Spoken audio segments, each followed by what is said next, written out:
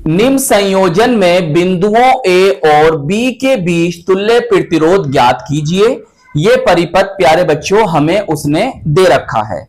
Time को बचाने के लिए, डीपली समझाने के लिए हमने यहां पर इस न्यूमेरिकल को बहुत ही सरल तरीके से सोल्व कर दिया है। बस आपको समझना है और अपनी कॉपी में नोट कर लेना है।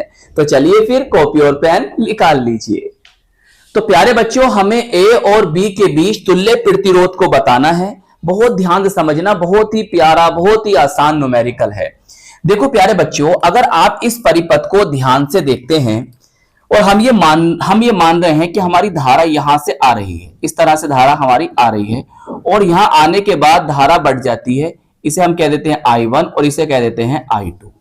अब हमेशा याद रखना, जहां भी धारा बढ़ जाए, देखो यहां धारा की बढ़ रही है तो जो प्रतिरोध लगे होंगे तो वो होंगे समांतर क्रम में। मेरे कहने का मतलब ये है कि जहां पर धारा बढ़ जाती है, धारा का विभाजन हो जाता है, धारा अलग अलग रास्ते से जाने लगती है, तो वहां पर जो प्रतिरोध लगे होते हैं वो होते हैं समांतर क्रम में। और जहां पर धारा का विभाजन नहीं होता, धारा एक प्रतिरोध से दूसरे प्रतिरोध में जा रही है, समान धारा है, धारा में विभाजन नहीं हो रहा, तो वो होते हैं श्रेणी क्रम में। कैसे क्रम में? श्रेणी क्रम में होते हैं। तो इसका मतलब यह हुआ कि जो हमारा 3 ओम, ये 3 ओम है, ये समांतर क्रम में है।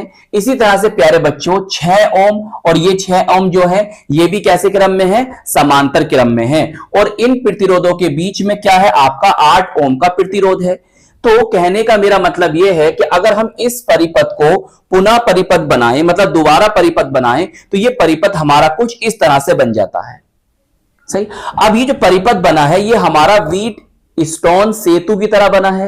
अब क्या ये परिपथ संतुलन की अवस्था में है? तो कैसे पता करेंगे? उसके लिए हमारे पास फॉर्मूला होता है कि जो संलग्न भुजाएं होती हैं, जो संलग्न भुजाओं के प्रतिरोध होते हैं, वो आपस में कैसे होने चाहिए? बराबर होने चाहिए। तो ये परिपथ क्या होगा? संतुलन की अवस्था में होगा। तो फॉर्मूला क्या होता है प्यारे बच्चों?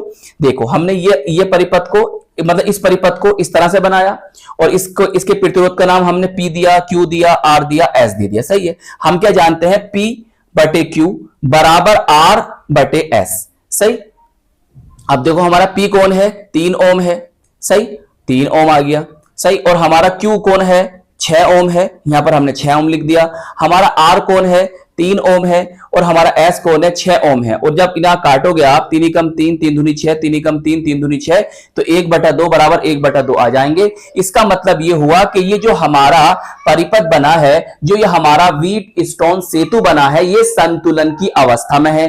तो प्यारे बच्चों जब ये संतुलन की अवस्था में होगा तो यहां पर धारा प्रवाहित नहीं हो रही होगी। जब यहां पर धारा प्रवाहित नहीं हो रही तो इसका मतलब यह हुआ कि यहां पर लगा हुआ 8 ओम का प्रतिरोध जो है वो प्रभावहीन होगा। बताओ, इतनी बात समझ में आई? इतनी बात समझ में आ गई? चलिए अब मेरे प्यारे बच्चों हमें निकालना है तुल्य प्रतिरोध ए और बी के बीच। तो अब क्या करेंगे? अब मेरी बात ध्यान समझो। देखिए आपकी धारा यहां से आ रही है, इस तरह से धारा यहां से आ रही है। अरे चल जा, नहीं चल रही। देखो ये धारा हमारी आ रही है। सही, इसे हम कह रहे हैं आई। और यहां से धारा बढ़ रही है I1 और ये हो गई हमारी इधर को I2। ये I1, ये I2 हो गई। तो इसका मतलब ये हुआ कि 3 ओम और 3 ओम जो है ये तो आपस में समांतर क्रम में है। अब मेरे प्यारे बच्चों जो धारा आपकी P में जा रही है वही धारा आपकी काय में जा रही है? Q में जा रही है। इसी तरह से जो धारा आपकी R में जा रही है वही धारा काय में जा रही है? S में भी जा रही है। तो इसका मतलब ये हुआ कि PQ और RS जो है वो श्रेणी क्रम में है। तो हमने यहां पर लिख दिया PQ RS प्रतिरोध श्रेणी क्रम में है। तो श्रेणी क्रम में प्रतिरोध निकालने का बड़ा आसान तरीका होता है भाई। तुल्य प्रतिरोध श्रेणी क्रम में कैसे निकालते हैं? देखो भाई, इन दोनों प्रतिरोध के लिए हमने तुल्य प्रतिरोध माना R1। तो R1 बराबर क्या हो जाएगा? P plus Q। सही, P कितना है? 3 है और Q कितना है? 6 है। तो कितना आ गया? 9 ओम। इसी तरह से इसके लिए हमने तुल्य प्रतिरोध मान लिया R2। तो R प्लस S, 3 प्लस 3 कितना हो जाएगा? 9 ओम। अब मेरे प्यारे बच्चों 3 ओम और 6 ओम का तुल्य प्रतिरोध कितना है? 9 ओम है। इसी तरह से इसी तरह से इन वालों के लिए भी जो तुल्य प्रतिरोध है वो कितना है, 9 ओम है।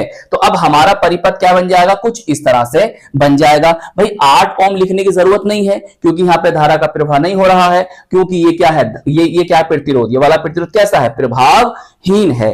तो इन दोनों का तुल्य प्रतिरोध 9 ओम और इन दोनों का भी तुल्य प्रतिरोध 9 ओम है। तो प्यारे बच्चों अब हमारा परिपथ ऐसे बन गया। अब देखो धारा इस तरह से आ रही है और यहां पर धारा जो है आपकी बट रही है। तो इसका मतलब क्या हुआ कि ये दोनों प्रतिरोध कैसे हुए, समांतर क्रम में हुए। और समांतर क्रम में तुल्य प्रतिरोध निकालने का फॉर्मूला क्या होता है प्यारे बच्चों, 1/r बराबर 1/r1 प्लस 1/r2। प्यारे बच्चों R1 कितना है, 9 है, और R2 भी कितना है, 9 है। तो 1/9 प्लस 1/9 इक्वल टू, देखो दोनों हर कैसे हैं, समान है, ये 9 आ जाएगा, ऊपर जुड़ जाएंगे 1 + 1 तो कितना हो जाएगा 2, तो 2/9 हो जाएगा। जब हम इसे टर्न करेंगे तो 9/2 हो जाएगा, इसे डिवाइड करो कितना आ जाएगा 4.5 ओम। तो कुल मिलाकर ए और बी के बीच तुल्य प्रतिरोध 4.5 ओम होगा। तो आप यहां पर लिखेंगे खुद अतः करके, क्या लिखेंगे ए और बी के बीच तुल्य प्रतिरोध 4.5 ओम होगा। तो आई होप ये न्यूमेरिकल आपको बहुत अच्छी तरह से समझ में आ गया होगा। तो प्यारे बच्चों इस वीडियो को लाइक कीजिएगा, अपने दोस्तों में, अपने साथ के पढ़ने वालों में जरूर शेयर कीजिएगा, और अगर चैनल पर न्यू है तो चैनल को सब्सक्राइब भी कर लीजिएगा। हम मिलेंगे आपको इसकी नेक्स्ट वीडियो में। जय हिंद, जय भारत।